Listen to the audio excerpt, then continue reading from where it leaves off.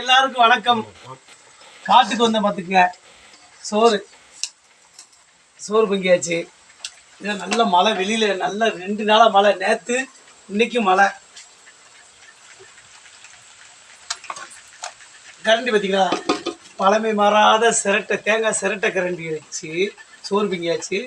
சோறு எல்லா தட்டிலையும் போட்டு ஆற வச்சிருக்கு.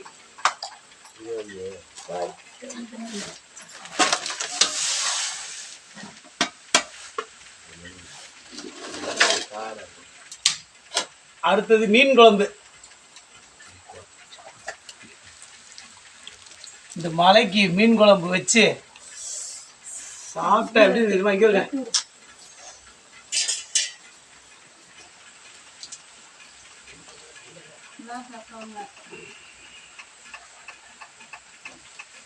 சூப்பர்.